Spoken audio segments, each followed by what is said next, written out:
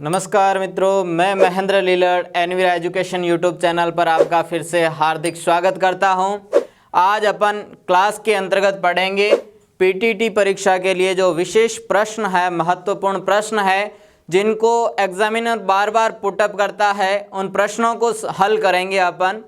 तो आपके लिए जो है पहले प्रश्न है कि शक संवत पर आधारित भारतीय राष्ट्रीय पंचांग किस वर्ष अपनाया गया था। भारत के अंतर्गत जो शक संवत था, उस संवत को हमारे संविधान के अकॉर्डिंग भारतीय प्रशासनिक दृष्टि से कब उसको अपनाया गया था। ऑप्शन के अंतर्गत देखा जाए तो ऑप्शन आया हुआ था आपके पेपर में 1955 ईस्वी, 1957 ईस्वी, 1947 ईस्वी या 1950 ईस्वी। ये आपके सामने चार ऑप्शन थे। अब इनके अंतर्गत अगर आपसे पूछे कि कब इसको अपनाया गया था, भारतीय राष्ट्रीय पंचांग के रूप में उसको मान्यता कब दे दी गई थी, तो दे दी गई थी दोस्तों आपकी ऑप्शन बी आपका करेक्ट होगा। इसमें डेट पूछे आपसे तो डेट भी ध्यान रखना, 22 मार्च। कब की डेट है दोस्तों? 22 मार्च सन 1957 ईस्वी को भारतीय संविधान के अनुसार उसको क्या दे दी गई थी? मान्यता दे दी गई थी। किसकी? राष्ट्रीय पंचांग की। दोस्तों ध्यान दें, शक संवत के अंतर्गत जो महीने हैं, उन महीनों के अंतर्गत पहला जो महीना आता है वह महीना कौन सा आता है? पहला माह जो होता है, हालांकि इसमें भी अपने 12 माह ही है, लेकिन जैसे अपने ग्रेगोरियन कैलेंडर के अनुसार है, जैसे जनवरी फरवरी, तो वैसे नहीं है। इसमें शक के अंतर्गत जो है अपने हिंदू माह कह सकते हैं, उनके अकॉर्डिंग है। तो पहला माह जो है वह कब, कौन सा है? चैत्र माह माना जाता है। कौन सा माना जाता है दोस्तों? चैत्र का माह माना जाता है। तो इसमें पहले माह के अंतर्गत अगर दिन पूछे तो दिन कितने हैं? 31 दिन है। तो पहला प्रश्न आपका क्लियर हो जाना चाहिए कि उसको जो है किस वर्ष उसको अपनाया गया था। वर्ष पूछे तो सन 1957, और आपको अगर विद डेट पूछे तो ध्यान रखना इसमें 22 मार्च 1957 ईस्वी। ध्यान रखना, क्योंकि इसमें कई बार क्या होता है, एग्जामिनर आपको थोड़ा सा कंफ्यूज करने के लिए डेट और ईयर दोनों सेम दे देता है, लेकिन मंथ जो है, माह जो है, वो अलग अलग दे देता है। तो उसमें आपको पूरा याद रखना है। कॉपी में नोट्स के अंतर्गत पूरी आपको डेट ही लिख देनी है प्रश्न के साथ साथ। पहला क्लियर हो गया आपके 22 मार्च 1957 ईस्वी। दोस्तों सेकंड मोस्ट इंपॉर्टेंट प्रश्न लेते हैं जो बार बार पूछा गया है, और वह प्रश्न है कि जालोर विजय की कुंजी कौन से दुर्ग को माना जाता है। जालोर विजय की कुंजी जो है, जालोर दुर्ग को जीतने के लिए पहले हमें कौन से दुर्ग को जीतना पड़ेगा, तो उस दुर्ग का नाम बताना है आपको। तो ध्यान दें दोस्तों, ए ऑप्शन सोनगढ़ किले को, दूसरा शिवाना किले को, तीसरा जैन किले को, या चौथा है कुंभलगढ़ किले को। तो यहाँ पे आपको क्या रखना है ध्यान, पहले तो ये देखना है कि जालोर दुर्ग के अंतर्गत जो छोटे छोटे जो दुर्ग हैं वे कौन कौन से दुर्ग हैं। तो उन दुर्गों के अंतर्गत नाम आपका आता है कौन सा? शिवाना। याद आ जाना चाहिए, शिवाना पढ़ते ही अलाउद्दीन खिलजी 1308 ईस्वी को। कब? 1308 ईस्वी को। अब अगर अपन देखें जैन दुर्ग, ये जो है कुंभलगढ़ दुर्ग की कुंजी मानी जाती है। आपके आरबीएससी 12th बोर्ड की किताब के अंतर्गत दे रखा है, दोनों ही ऑप्शन डी और ऑप्शन सी दोनों ही दे रखा है। यानी कुंभलगढ़ दुर्ग की जो है कुंजी, रणथंभौर दुर्ग की कुंजी जो है जैन दुर्ग, और कुंभलगढ़ दुर्ग जो है आपको मेवाड़ के अंतर्गत मिल जाएगा। अब अगर अपन बात करें शिवाना की, तो शिवाना के अंतर्गत जो है शासक थे पंवार। कौन शासक थे? पंवार वंशीय शासक थे। इन पंवार वंशीय शासकों के अंतर्गत जो इस शिवाना किले को बनाने वाले जो शासक थे वो कौन थे? तो ये थे आपके कौन? पंवार वीर नारायण। पंवार वीर नारायण नामक शासक हुए थे, उन्होंने सिवाना दुर्ग को बनाया था। फिर से जो है बता रहा हूँ सिवाना क्यों इम्पोर्टेंट है। सिवाना अलाउद्दीन खिलजी के कारण इम्पोर्टेंट है। 1308 ईस्वी इम्पोर्टेंट है सिवाना दुर्ग। अपन जो है शॉर्ट में राजस्थान हिस्ट्री या इंडिया हिस्ट्री के अंतर्गत अपन उसको अलाउद्दीन खिलजी को एक के नाम से भी जो है पहचानते हैं। नेक्स्ट अगर अपन देखें कि अपना तीसरा प्रश्न जो पीटीटी एग्जाम के अंतर्गत पूछा गया वर्ष 2018 ईस्वी के अंतर्गत, उस प्रश्न के अंतर्गत क्या था, अपने राजस्थान के एकीकरण से संबंधित वह प्रश्न था। राजस्थान के एकीकरण से संबंधित प्रश्न था। तो प्रश्न तीसरा था कि अजमेर का राजस्थान में विलय कब हुआ। पहली बात ध्यान दें यहाँ पे कि अजमेर जो है राजस्थान में विलय से पूर्व ये था क्या, राजस्थान में क्या वह राजस्थान में अजमेर क्या रियासत थी, क्या अजमेर रियासत थी, क्या अजमेर वहाँ पे जो है ठिकाना था, या क्या वह केंद्र शासित प्रदेश था। इनमें से कौन सा था। तो ध्यान दें दोस्तों, अजमेर जो है रियासत नहीं था। टोटल रियासतें उस समय कितनी थी, विलय से पूर्व की बात कर रहा हूँ मैं, रियासतें थी आपकी 19, ठिकाने कितने थे, मात्र 3। अब अगर केंद्र शासित प्रदेश की बात की जाए तो केंद्र शासित प्रदेश था कौन सा, एक ही था, जो किस नाम से जाना जाता था, अजमेर मेरवाड़ा के नाम से जाना जाता था। दोस्तों सबसे पहले ध्यान दें, अपन जो है राजस्थान में विलय की बात कर रहे हैं, यानी राजस्थान के एकीकरण की बात कर रहे हैं, तो उनके अंतर्गत था पहले रियासतों का विलय हो गया और साथ साथ में ठिकानों का भी विलय हो गया। लेकिन प्रशासनिक दृष्टि से वह क्षेत्र जो सीधे अंग्रेजों के हाथों में था, अजमेर, उसे केंद्र शासित प्रदेश के रूप में जो है माना जाता था। तो ये केंद्र शासित प्रदेश के रूप में था अजमेर मेरवाड़ा, जो राजस्थान के एकीकरण के 7वें चरण में मिलता है। कौन से चरण में, राजस्थान एकीकरण के 7वें चरण में मिलता है। तो दोस्तों ऑप्शन देखें, 1947 क्या सही माना जाएगा, बिल्कुल नहीं। कारण अपना एकीकरण जो शुरू हुआ था वह 1948 में शुरू हुआ था। 18 मार्च 1948 से विलयकरण की नीति जो है शुरू हो गई थी राजस्थान में। दूसरा ऑप्शन 1949 ईस्वी में, बिल्कुल नहीं, क्योंकि अपने राजस्थान एकीकरण के जो चरण है वह 1948 में 3 चरण हो चुके थे। तो अपना तो ये 7वें चरण में है, तो ये भी ऑप्शन क्या माना जा रहा है, गलत माना जा रहा है। नेक्स्ट देखें दोस्तों 1950, ये दोस्तों यहाँ पे ध्यान रखना 1950 और 56 में, 1950 और 56 में, तो यहाँ पे ध्यान देना 1950 भी नहीं होगा, छठा चरण है। 1956 जो है 1 नवंबर 1956 ईस्वी को राजस्थान का पूर्ण विलीनीकरण हो जाता है, पूर्ण एकीकरण हो जाता है। इसीलिए जो है अपने आंसर जो है कब माना जा रहा है, 1956 ईस्वी माना जा रहा है। और ऑप्शन राइट है आपका कौन सा, डी ऑप्शन बिल्कुल सही माना जा रहा है। तो शुरू करते हैं अपन चौथा प्रश्न, निम्न में से किस इतिहासवेता ने कालीबंगा को सिंधु घाटी सभ्यता की तीसरी राजधानी या तृतीय राजधानी, थर्ड कैपिटल कहा है, किसकी, कालीबंगा को कहा है किसकी, सिंधु घाटी सभ्यता की, जो 5000 ईसा पूर्व सभ्यता मानी जाती है, विश्व की सबसे प्राचीन सभ्यता मानी जाती है, उस सभ्यता की बात कर रहे हैं। तो ये पूछ रहा है कि वह कौन सा इतिहासकार है, वो कौन सा विद्वान है जिसने इसको तीसरी राजधानी बताया था।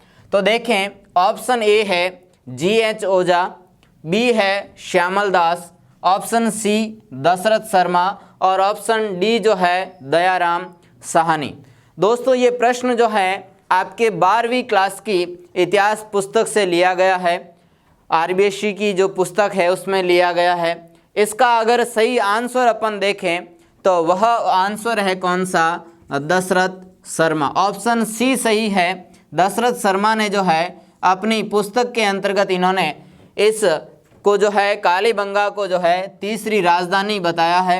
अब अगर बात करें अपन कि सिंधु घाटी सभ्यता की पहली 2 राजधानियां जो है वो कौन कौन सी है, तो यहाँ पे लिख देता हूं मैं सिंधु घाटी सभ्यता की राजधानियां।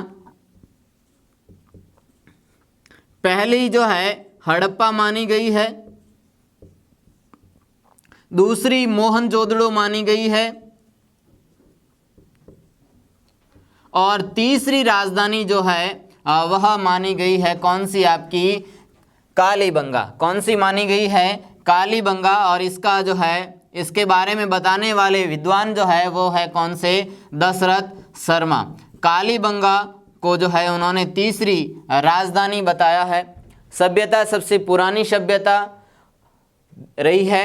अब अगर बात करें अपन नेक्स्ट प्रश्न की, हालांकि इतना डीप प्रश्न इतिहास वाली पुस्तक के अंतर्गत सारा कुछ दे रखा है, जो मैंने यहाँ पे समझा भी दिया है आपको कि कौन कौन सी राजधानियाँ हैं।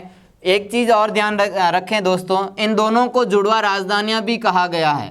हड़प्पा और मोहनजोदड़ो को जो है सिंधु घाटी सभ्यता की जो है जुड़वा राजधानियाँ कहा गया है।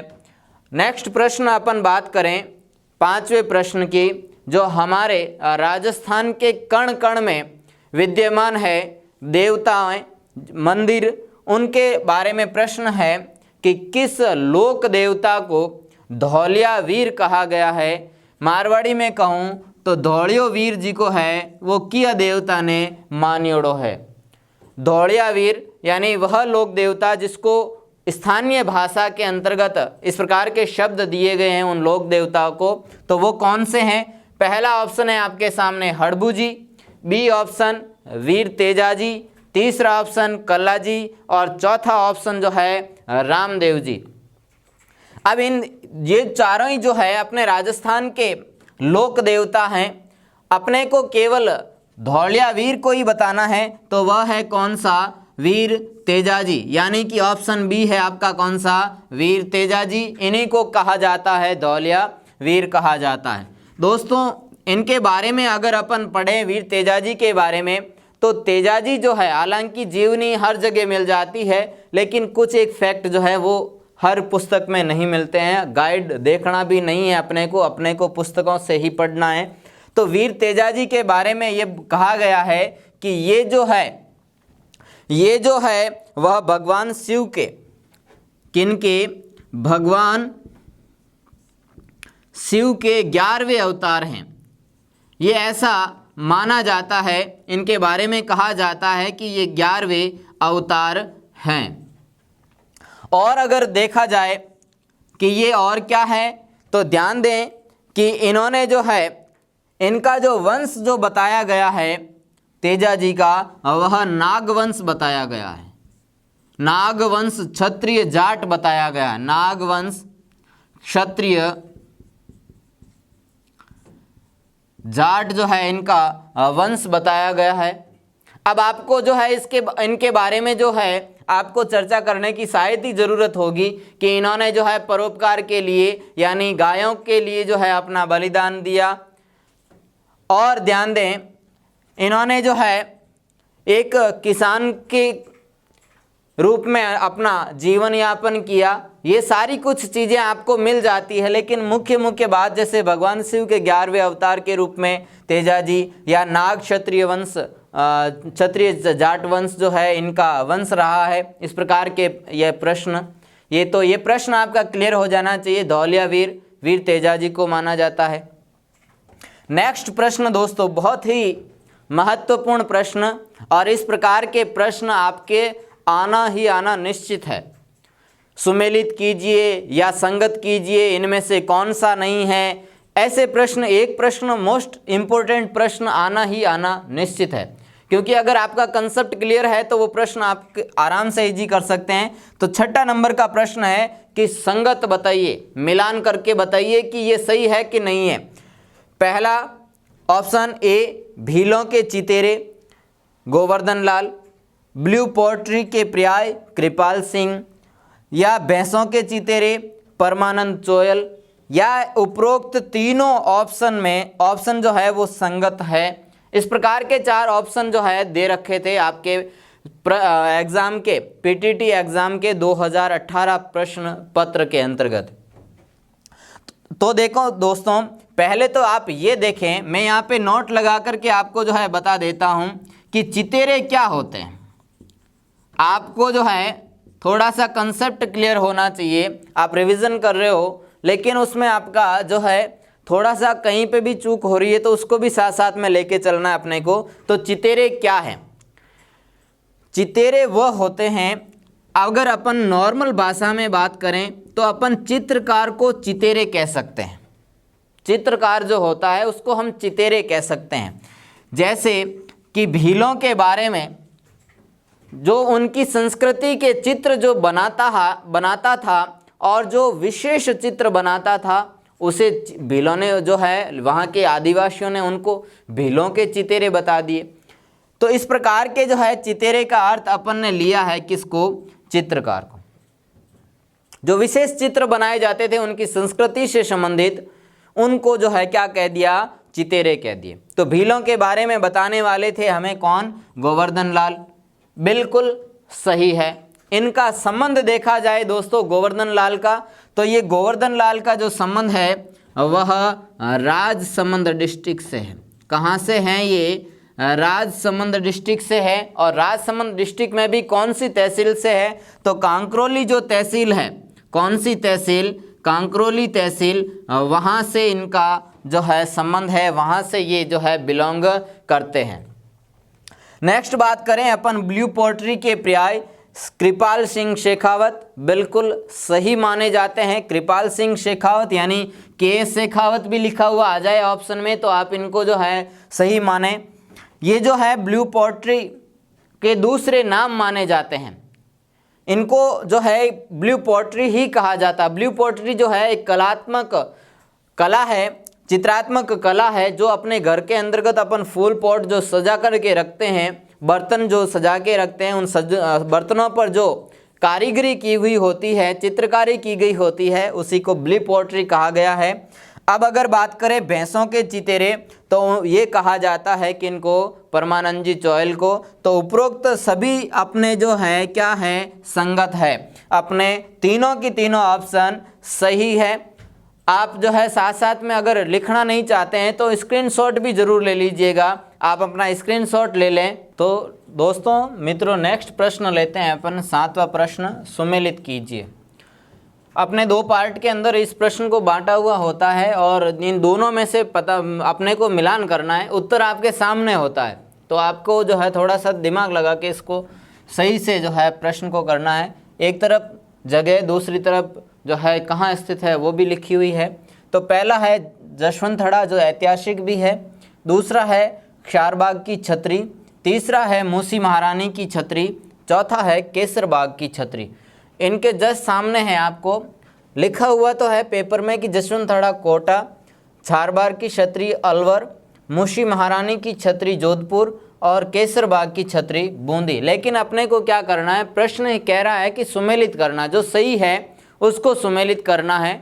नीचे आपके ऑप्शन दे रखे होंगे, तो आपको जो है इसमें क्या करना है कि पहला देखना है कि जसवंतथड़ा ये कहाँ पे स्थित है। तो जसवंतथड़ा जो है दोस्तों जोधपुर में स्थित है। जो अपना मेहरानगढ़ किला है, उस मेहरानगढ़ किले पर जब भी अपन जो है खड़े होकर के पूर्व दिशा की तरफ देखते हैं तो सामने जो है एक जो है पहाड़ी पर, एक पठार पर जो है इस प्रकार का जो है जसवंतथड़ा बना हुआ है। वह जो है उसके निर्माता अगर पूछ ले आपसे, प्रश्न कभी पूछा नहीं गया है, लेकिन अगर पूछ भी ले कि निर्माता कौन है, तो निर्माता है सरदार सिंह। कौन है दोस्तों? सरदार सिंह इन्होंने क्या करवाया था? इसका निर्माण करवाया था जसवंतथड़े का। अगर आपसे पूछ ले कि क्षारबाग की छतरी, तो क्षारबाग की जो छतरी है दोस्तों वह हाड़ा शासकों के स्मृति में बनाई गई थी। हाड़ा शासकों ने ही बनाया था अपने पूर्वजों की स्मृति के लिए। तो ये क्षारबाग की जो छतरी है वह है आपके कहाँ पे? कोटा। यहाँ मैं आपके लिख देता हूँ, कोटा में किन शासकों का शासन था? तो हाड़ा शासकों का यहाँ पे क्या था, शासन था। अब आपसे मूशी महारानी की छतरी कई दफ़ा पूछा गया प्रश्न, चाहे पीटीटी का एग्ज़ाम हो, चाहे बीएसटीसी का हो, रीट का हो, या फिर चाहे आपके पुलिस का हो, इनमें कई दफ़ा पूछा गया प्रश्न मूसी महारानी की छतरी कहाँ है। तो ये मूसी महारानी की छतरी है आपके कहाँ पे, अलवर में। अगर आपको प्रश्न केसरबाग से पूछ ले तो वह केसरबाग की छतरी है आपके कहाँ पे, बूंदी में। नेक्स्ट प्रश्न लेते हैं दोस्तों कि निम्न में से कौन सी नदी दक्षिणी पश्चिमी राजस्थान से संबंधित नहीं है। दोस्तों यहाँ पे थोड़ा सा अपन मैप देख लेते हैं, राजस्थान का मैप देख लेते हैं, और इस मैप के अंदर अपने को पता चल जाएगा कि ये मैप में जो है अपने को कौन सी दिशा पूछ रहा है। तो इस दिशा के अंतर्गत सबसे पहली बात तो ये पूछ रहा है अपने को कौन सी दिशा, दक्षिण पश्चिमी दिशा। ये आपकी हो गई उत्तर, ये हो गई आपकी पश्चिम, ये हो गई आपकी पूर्व, और ये हो गई आपकी दक्षिण। तो ना तो ये पूछ रहा है ना ये पूछ रहा है, ये जगह, ये वाली जगह जो है वह पूछ रहा है। तो आपके सामने जो है ये चारों ऑप्शन, इनमें से थोड़ा सा ध्यान दें कि सॉरी दक्षिण पूर्व नहीं, अपने को बताना है दक्षिण पश्चिमी। तो यहाँ पे ये रहा आपके दोनों ही, इन दोनों के मध्य में जो नदियाँ स्थित है उन नदियों को तो बताना है सही, और अपने पूछा है नहीं है तो वह नई कौन सी है इन चारों में से। तो पहला है पश्चिम बंगाल, सॉरी पश्चिम बनास, बी है साबी, तीसरी है साबरमती, और डी जो है वह है आपकी कौन सी, वाकल। तो पहला जो है आपका ऑप्शन पश्चिम बनास, वो पश्चिम बनास जो है वह अपने राजस्थान के सिरोही डिस्ट्रिक्ट के अंतर्गत है। कहाँ पे है दोस्तों, सिरोही डिस्ट्रिक्ट के अंतर्गत स्थित है। तो ये बाड़मेर, बाड़मेर के बाद जालोर, जालोर के बाद में है आपका कौन सा, सिरोही। तो सिरोही के अंतर्गत हो गई कौन सी नदी, ये हो गई आपकी पश्चिम बनास नदी। ठीक है, अब अगर यहाँ पे मैं लिख देता हूँ पश्चिम बनास। अब नेक्स्ट अगर अपने को पूछे, बी ऑप्शन दे रखा है साबी, ये साबी जो है वह कौन से जिले में है, तो वह जिला है आपका कौन सा, अलवर जिला। कौन सा है, यहाँ पे लिख देता हूँ मैं अलवर जिला, यहाँ पे लिख दूँ मैं आपके सिरोही जिला। ठीक है दोस्तों, अब अगर अपने को ये हो गए दो जिले, अब अगर आपसे अलवर पूछे कि अलवर कहाँ है राजस्थान में, तो ये रहा आपका अलवर, इधर जयपुर, जयपुर के बाद अलवर, तो यहाँ पे है आपका कौन सा डिस्ट्रिक्ट, अलवर डिस्ट्रिक्ट। ठीक है दोस्तों, जो मत्स्य संघ के अंतर्गत भी आता है, अपने भरतपुर के जस्ट पास में इसकी सीमा अलवर। अब अगर आपसे पूछे साबरमती नदी, दोस्तों बहुत ध्यान से देखना, साबरमती नाम आते ही आपको गांधी जी याद आ जाता है कि साबरमती के लाल तूने क्या कर दिया कमाल। अपने को उस समय जो है गुजरात नहीं ले जाना है साबरमती को, अपने राजस्थान में ही रखना है इसको साबरमती को। और ये जो है वह अपने कौन से डिस्ट्रिक्ट में थी, वह थी आपके कौन से, अजमेर में। कहाँ पे थी दोस्तों, अजमेर के अंतर्गत ये साबरमती नदी है। तो यहाँ पे अपने को गुजरात समझ करके यहाँ पे जो है ऑप्शन सी राइट नहीं करना है। नेक्स्ट अगर अपन देखें वाकल, वाकल नदी जो है वह कहाँ थी, कौन से डिस्ट्रिक्ट के अंतर्गत, तो वह थी आपके कौन से में, उदयपुर में। यहाँ पे नक्शे के अंदर मैं आपको बता देता हूँ, सिरोही के जस्ट पास में यहाँ पे उदयपुर, तो उदयपुर के अंतर्गत कौन सी नदी है, वाकल नदी। ये नदी आपकी यहाँ पे। अब आपसे अजमेर वाली साबरमती, तो ये जो है अपने राजस्थान के मध्य दक्षिण में स्थित है, मध्य दक्षिण में। यहाँ पे आपका अजमेर, अजमेर में है आपकी कौन सी नदी, साबरमती नदी। तो दोस्तों अब आपके सामने उत्तर जो है क्लियर है, अपने चारों कंसेप्ट क्लियर है, तो अपन सीधा सा आंसर निकाल सकते हैं, नहीं तो कईयों के आंसर साबरमती हो जाता। अब अपने को आंसर में क्या मिल रहा है, अलवर के अंतर्गत, क्योंकि अलवर पूर्व के अंतर्गत स्थित है और एग्जैक्ट जगह पूछी जाए अलवर तो वो उत्तर पूर्व में स्थित है। इसीलिए अपने को नदी देखनी है, तो वो आपका सही आंसर जो होगा वह होगा कौन सा, साबी नदी। कौन सी नदी, साबी नदी जो है वह इसका सही आंसर माना जाता है। नेक्स्ट अगर प्रश्न देखें अपन कि छप्पन का मैदान कहाँ स्थित है। प्रश्न संख्या 9, छप्पन का मैदान कहाँ स्थित है। ऑप्शन ए डूंगरपुर एवं बांसवाड़ा, ऑप्शन बी प्रतापगढ़ एवं बांसवाड़ा, ऑप्शन सी डूंगरपुर और प्रतापगढ़, या ऑप्शन डी जो है वह चित्तौड़गढ़ एवं प्रतापगढ़। सबसे पहले ध्यान दें दोस्तों, छप्पन का मैदान जो है वह एक नदी का बेसिन भी माना जाता है। बेसिन से तात्पर्य कि जो जिस जगह से वो नदी बहती है उस जगह को बेसिन कहा गया है। यानी कि माही बेसिन जो है, इस माही बेसिन के अंतर्गत स्थित है आपका कौन सा मैदान, छप्पन का मैदान। यहाँ पे नीचे मैं लिख देता हूँ नोट लगा करके, आप अपनी नोटबुक के अंतर्गत भी लिख देना कि छप्पन का मैदान जो है वह माही बेसिन, यानी कि यहाँ पे मुख्य नदी जो है वह नदी कौन सी है, माही नदी। तो मैं लिख रहा हूँ माही बेसिन के अंतर्गत छप्पन गाँव का जो समूह है उसे कहा गया है छप्पन का मैदान। अब आपसे पूछे तो ये, अगर आपसे डिस्ट्रिक्ट पूछे तो डिस्ट्रिक्ट आपके जस्ट सामने है। यहाँ पे जो है माही नदी का प्रवेश होता है और यहाँ से इसका क्या हो जाता है, इसका जो है निकाल हो जाता है, निकासी हो जाती है। तो यहाँ पे ध्यान दें, यहाँ पे डिस्ट्रिक्ट है आपका कौन सा, प्रतापगढ़। कौन सा है, प्रतापगढ़। और यहाँ पे है आपका कौन सा, बांसवाड़ा। कौन सा है, बांसवाड़ा। तो आपका सही आंसर जो है वह ऑप्शन है बी। ऑप्शन कौन सा है, बी जो है, ऑप्शन बी आपका सही आंसर माना जाएगा। अगर आप मैप जो है, मैप क्लियर है आपके माइंड में, राजस्थान का मैप माइंड में होना बहुत ज़रूरी है। आपके आधे प्रश्न राजस्थान जीके के यूँ सॉल्व हो जाते हैं। तो बी आपका आंसर सही माना जाता है। नेक्स्ट प्रश्न अपन लेते हैं 10वें नंबर का, प्रश्न संख्या 10 लेते हैं। और इस प्रश्न संख्या 10 में क्या है कि ऊपर माल का पठार स्थित है। ये अपने राजस्थान ज्योग्राफी से संबंधित प्रश्न, भूगोल से संबंधित प्रश्न कि ऊपर माल का पठार स्थित है, कहाँ स्थित है। तो ये पूछना चाह रहा है मुख्य क्षेत्र जो है, आपको मैंने जो है अभी नक्शे के अंतर्गत बताया था। अपने नक्शे के अंदर फिर से देख लेते हैं कि ये क्षेत्र जो है वह कहाँ प्रदर्शित हो रहा है। तो अपने जो है गोगुंदा से कुंभलगढ़ के बीच बिल्कुल नहीं है।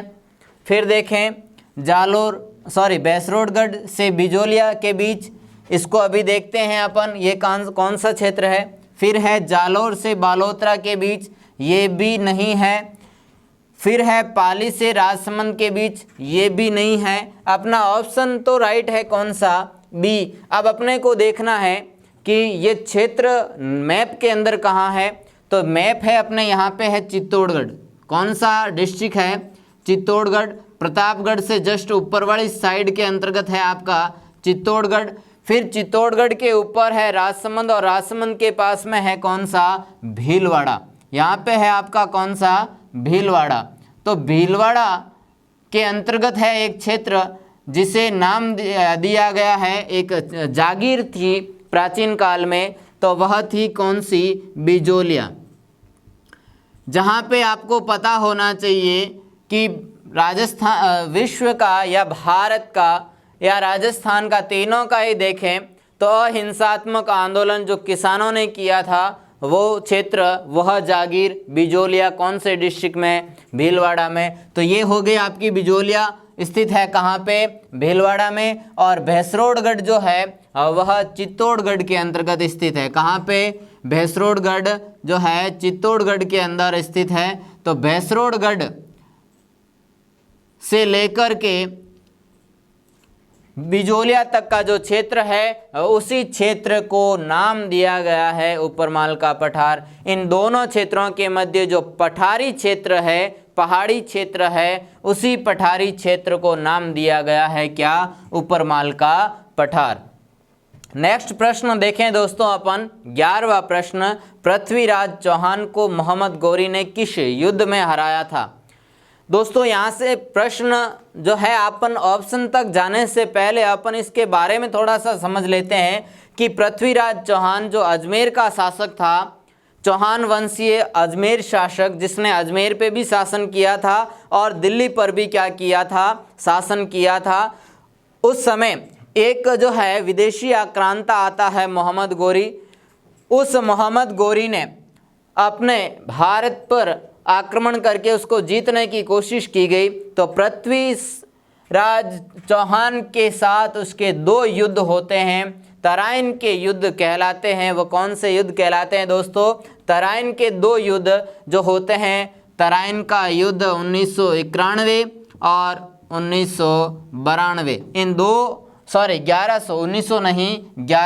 1191 और 1192 ईस्वी के अंतर्गत ये दोनों युद्ध होते हैं। पहला युद्ध जब होता है तो उस पहले युद्ध के अंतर्गत मोहम्मद गोरी बुरी तरह से पराजित हो जाता है और जब 1 साल का समय मिल जाता है मोहम्मद गोरी को, ये तो कंटिन्यू लगा रहता है। दोस्तों आपसे ये कहना चाहूँगा, हार न मानिएगा। चाहे ज़िंदगी में सफलता लेट ही मिले, देर ही मिले, लेकिन क्रमबद्धता जरूरी है, परिश्रम जरूरी है। और यहाँ पे इस प्रश्न के माध्यम से हमें मिल भी रहा है। मोहम्मद गोरी को मात्र 1 वर्ष का समय मिला हार के बाद संभलने का। उसने 1 साल तक कठोर मेहनत की और किस प्रकार से पृथ्वीराज चौहान को तराइन के पहले युद्ध के अंतर्गत जो विजय मिली थी, उस विजय को हार में किस प्रकार से बदला जाए, प्लानिंग के लिए उसको 1 वर्ष का समय मिल गया। इधर क्या होता है, मोहम्मद गोरी के सामने जो पृथ्वीराज चौहान थे, जब जीत जाते हैं पहला युद्ध, तो इस पहले युद्ध के बाद मदमस्त हो जाते हैं, निश्चिंत हो जाते हैं। तो निश्चिंत हो जाते हैं तो उस निश्चिंतता के कारण ही जीत जाता है दूसरा युद्ध, तराइन का दूसरा युद्ध मोहम्मद गोरी ने। अब अपने को पूछा है कि हारा किस में था, मोहम्मद गोरी ने किस युद्ध में हराया था, किसको? पृथ्वीराज चौहान को। अभी मैंने बताया पहले युद्ध में तो जीत रहा है कौन? पृथ्वीराज चौहान, और दूसरे में जीत रहा है कौन? मोहम्मद गोरी। तो आपका उत्तर जो है सामने है, बी ऑप्शन जो है इसका बिल्कुल सही है, 100% सही है। 1192 ईस्वी के अंतर्गत मोहम्मद गोरी ने जो है, इनके बारे में अलग अलग इतिहासकार अलग अलग बताते हैं। कुछ तो कहते हैं कि पृथ्वीराज चौहान को बंदी बना लिया, लेकिन कई इतिहासकार जो है कहते हैं कि इसको जो है उसी समय मैदान में भी मार दिया और उसके बाद इसके पुत्र गोविंद सिंह को जो है क्या बना दिया, जो है अजमेर का शासक बना दिया। लेकिन वो अपन जो है अपनी क्लासों के अंदर देखेंगे। अभी अपन प्रश्न देखते हैं, नेक्स्ट प्रश्न कि निम्नलिखित को सुमेलित कीजिए। फिर से सुमेलित वाला प्रश्न दोस्तों इम्पोर्टेंट, और इस बार प्रश्न इम्पोर्टेंट इसलिए है क्योंकि राजस्थान में भी जो है जनजातियां बसती है और उन जनजातियों का क्षेत्र कौन कौन सा है, किस क्षेत्र में कौन सी जनजाति बसती है, उससे संबंधित है। तो पहले के अंतर्गत पार्ट ए में देखें राजस्थान की जनजातियां हैं, तो दूसरी तरफ देखते हैं कि उनके जो प्रमुख आवास क्षेत्र है वह क्षेत्र है। ऑप्शन ए सहरिया, क्या डूंगरपुर और बांसवाड़ा के अंतर्गत है? फिर गरासिया जो है उदयपुर और सिरोही के क्षेत्र में है, या डामोर जो है बारां और कोटा के अंदर है, या मीणा जो है वह जयपुर या दौसा के अंतर्गत है। तो इनके अंतर्गत देखें दोस्तों, अपन मिलान करेंगे तभी अपने को इनका क्या होगा पता चलेगा क्रम। तो पहला है सहरिया जनजाति कहाँ निवास करती है? तो सहरिया जनजाति है दोस्तों बारां और कोटा के अंतर्गत। कहाँ पे है? बारां और कोटा में। ये रहा आपका कोटा और बारां का क्षेत्र।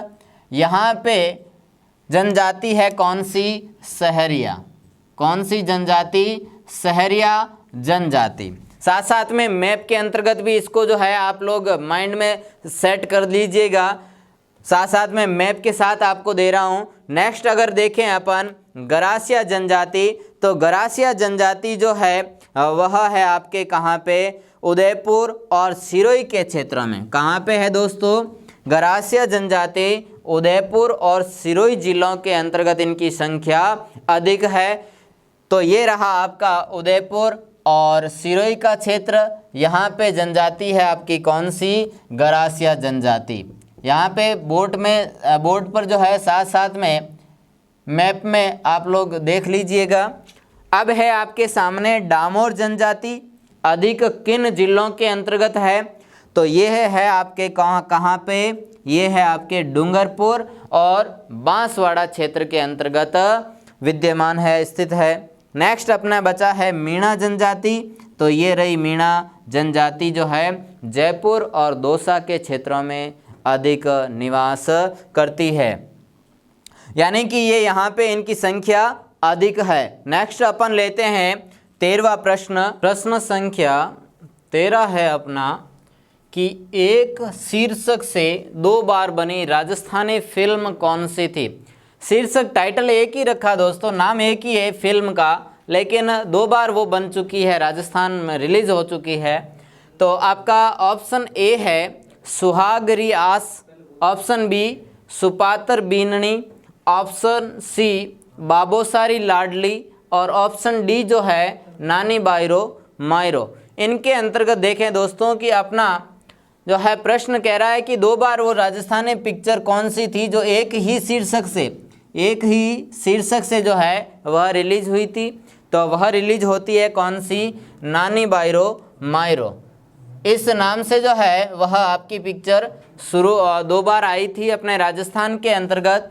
नेक्स्ट प्रश्न लेते हैं दोस्तों कि राजस्थान का राज्य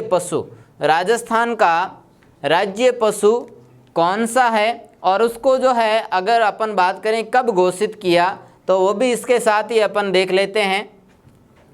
अपने को राष्ट्रीय नहीं पूछा है तो बाघ हो नहीं सकता, बाघ अपना राज्य है नहीं, राष्ट्रीय है। चिंकारा जो है वह अपना राष्ट्रीय पशु माना जाता है। गैंडा नहीं है, गाय नहीं है। तो दोस्तों चिंकारा जो है अपने राजस्थान राज्य का राज्य पशु है। दोस्तों ये जो राज्य पशु चिंकारा है उसको मान्यता कब दे दी गई राजस्थान सरकार के अंतर्गत, ये जो है मान्यता दे दी जाती है सन 1981 ईस्वी में। सन 1981 ईस्वी में 1981 के अंतर्गत अपने राजस्थान राज्य के अंतर्गत जो है इसको अपने राज्य के पशु के रूप में जो है इसको दर्जा दे दिया गया है। नेक्स्ट प्रश्न देखें दोस्तों, चंबल नदी पर गांधी सागर बांध स्थित है, वह कौन से जिले में स्थित है। नदी पर तो स्थित है लेकिन जिले में कौन सी जिले में स्थित है या कौन से राज्य में स्थित है, वो प्रश्न देखें। Option A Kota, option B Bundi, option C जो है चित्तौड़गढ़। अपन ऑप्शन देने से पहले इसका थोड़ा सा क्लेरिफाई करते हैं दोस्तों कि चंबल नदी जो है वह एमपी के अंतर्गत जो है उसका उद्गम स्थल है। तो एमपी से वो निकलती है, राजस्थान में प्रवेश करती है। और ये जो चंबल नदी है इस पर बांध कितने बने हुए हैं, तो दोस्तों इस चंबल नदी पर क्या है, चंबल नदी पर 3 बांध बने हुए हैं। कितने बांध बने हैं दोस्तों, चंबल नदी पर 3 बांध बने हुए हैं। और वो 3 बांध कौन कौन से हैं, तो पहला बांध जो है वह है आपका गांधी सागर बांध। दूसरा बांध अगर अपन लें तो वह बांध है आपका राणा प्रताप सागर बांध, राणा प्रताप सागर बांध। और ये अगर तीसरा लें अपन, जिसे अपन हरि के बैराज के नाम से भी जानते हैं, तो यहाँ पे ध्यान दें, हरि के बैराज कहें या उसको जवाहर सागर बांध कहें, दोनों एक बात है। हरि के बैराज, हरि के बैराज नामक, सॉरी कोटा बैराज है, हरि के बैराज नहीं, वो भाखड़ा नांगल बांध में आ जाएगा। तो ध्यान दें यहाँ पे कोटा बैराज या जवाहर सागर बांध, ये 3 तो जो है बने हुए हैं अपने कहाँ पे, इस नदी पर, चंबल नदी पर। अब इनका जो है एग्जैक्ट जगह देखी जाए तो वह जगह है कौन सी, कि गांधी सागर बांध जो है वह एमपी में है। कहाँ पे है दोस्तों, यहाँ पे मैं लिख देता हूँ आपके लिए, एमपी के अंदर है। और मध्य प्रदेश राज्य के अंदर कौन सी तहसील में है, तो वह तहसील है आपकी कौन सी? मंदसौर। कौन सी है दोस्तों? मंदसौर नामक तहसील के अंतर्गत स्थित है। राणा प्रताप सागर बांध की बात करें दोस्तों, तो यह जो है अपने राजस्थान के अंदर रावत भाटा क्षेत्र में बना हुआ ये बांध है, राणा प्रताप सागर। अगर तीसरे की बात करें कोटा बैराज, तो ये बना हुआ है कहाँ पे? कोटा के अंतर्गत बना हुआ है। ये है आपके बांधों की स्थिति। तो अब अगर प्रश्न पूछ ले चंबल नदी पर गांधी सागर बांध स्थित है, तो अब आपको स्पष्ट है, सामने मिल गया होगा कि कोटा राजस्थान का जिला है, बूंदी राजस्थान का जिला है, चित्तौड़गढ़ राजस्थान का जिला है, जबकि ये गांधी सागर बांध जो है वह कौन से राज्य में बना हुआ है? मध्य प्रदेश में बना हुआ है। तो अपने चौथा ऑप्शन जो है वह बिल्कुल करेक्ट ऑप्शन है, उपरोक्त में से कोई नहीं। उपरोक्त में से कोई नहीं, यानी कि अपना जो 15वां प्रश्न था ये रहा आपके सामने। दोस्तों आज की सीरीज के अंतर्गत आज के इस वीडियो के अंदर अपन 15 प्रश्न ही ले रहे हैं। वीडियो अच्छा लगा हो तो लाइक ज़रूर कीजिएगा, शेयर ज़रूर कीजिएगा और नेक्स्ट के लिए जो है आप अपने कमेंट्स ज़रूर दीजिएगा।